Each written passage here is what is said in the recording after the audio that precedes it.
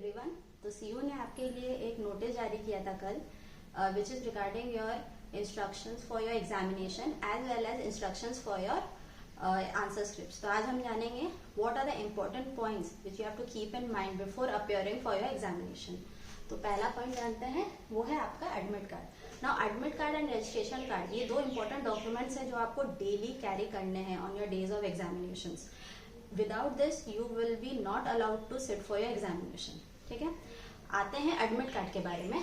तो admit card में अगर आपका फोटो एंड सिग्नेचर नहीं है तो आप इमीडिएटली जाइए, कंप्लेन करिए to rolls and forms section, 2nd floor Darbhanga building, to the controllers office, so that आपका ये कंप्लेन रजिस्टर्ड हो जाए और आपको आपका प्रॉपर एडमिट कार्ड मिले। क्योंकि अगर आपके एडमिट कार्ड में आपका फोटो एंड सिग्नेचर नहीं है तो शायद आपको नहीं बैठने दिया जाए एग्जाम में।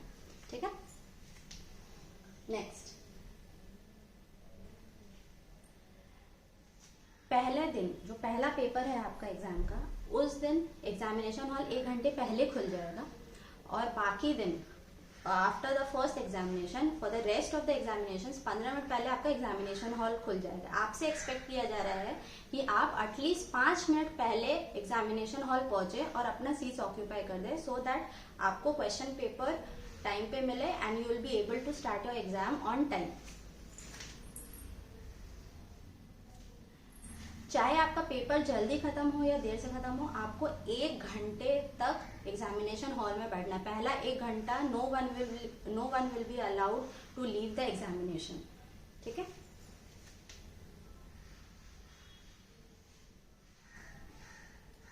एग्जामिनेशन खत्म होने के बाद no candidate will be allowed to sit in the examination except अगर किसी ने कोई अनलॉफुल ऑफेंस किया है तो इन्विजिलेटर उसे रोक सकता है after the examination. Next, smoking is prohibited in the examination hall. Mobile phones या इलेक्ट्रॉनिक गैजेट्स, किसी भी तरीके का गैजेट्स, इलेक्ट्रॉनिक गैजेट्स जिससे आप कम्युनिकेट कर सकते हो, वो सारे चीज बैंड है आपके एग्जामिनेशन हॉल में।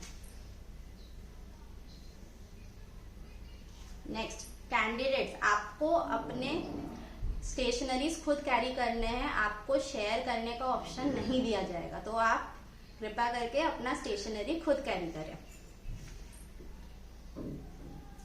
अच्छा, रिगार्डिंग योर आंसर बुक, आपके आंसर बुक में जो पहला पेज होता है आपके बुकलेट का, वहां पे रोल नंबर एंड रजिस्ट्रेशन का अलग कॉलम दिया जाएगा, वो आपको प्रॉपरली देख के भरना है। क्योंकि अगर आपका रजिस्ट्रेशन नंबर या रोल नंबर कहीं गलती हो गया तो आप जानते हो आपका मार्क्स या तो किसी और को चला जाएगा या आपका पेपर कैंसिल भी हो सकता है।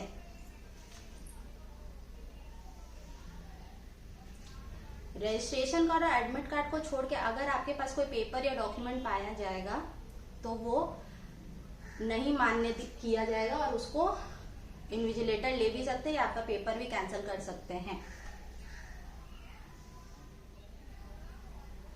अगर there is any violation inside the examination hall, suppose आप चीटिंग करते हुए पकड़े गए या आप कुछ भी पूछ रहे हैं किसी से पकड़े गए, तो आपका पेपर इन्विजिलेटर कैंसिल कर सकता है।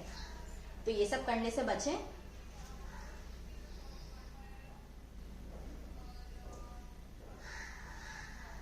अच्छा, अब आते हैं सबसे इंपॉर्टेंट पॉइंट में, which is instructions regarding your answer book. तो पहला चीज है कि आपको ना अपना नाम ना अपना कॉलेज का नाम लिखना है आंसर बुकलेट में।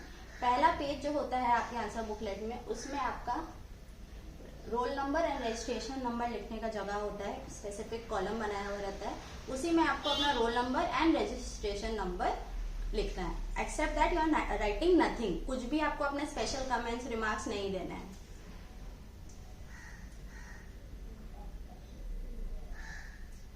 अगर आपके आंसर स्क्रिप्ट में कुछ भी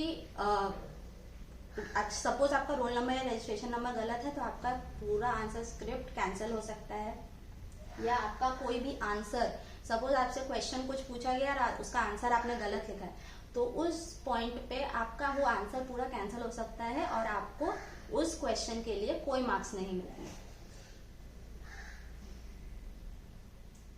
आपको आंसर बुक के मतलब पेज के दोनों साइड में लिखना है, ऐसा नहीं कि आप सिर्फ सिंगल साइड में लिखोगे, आपको दोनों साइड पे लिखना है।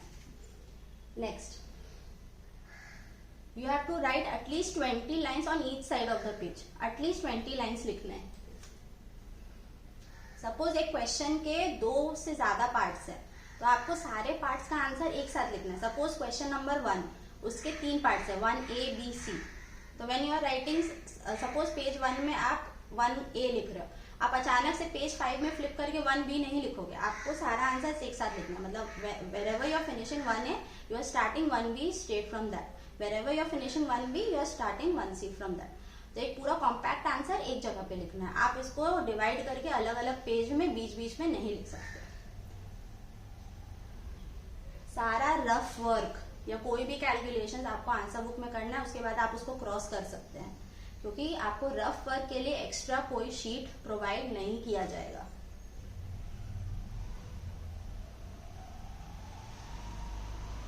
अगर आप मोबाइल फोन के साथ पाए गए या मोबाइल फोन का आप यूज कर रहे हो कैलकुलेशन के लिए या कोई आंसर निकालने के लिए, तो मोबाइल फोन तो आपका लिया जाएगा ही साथ आपका पेपर भी कैंसिल हो सकता है।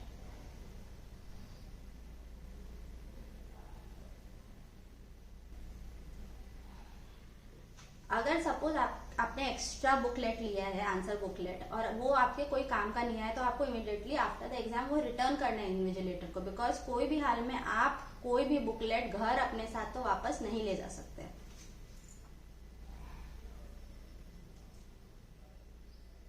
अगर आपका 50 मार्क्स से ज्यादा का पेपर है, then you will be getting a blue colour का booklet, and if your paper is less than 50 marks, then you are getting a red colour का बुकलेट।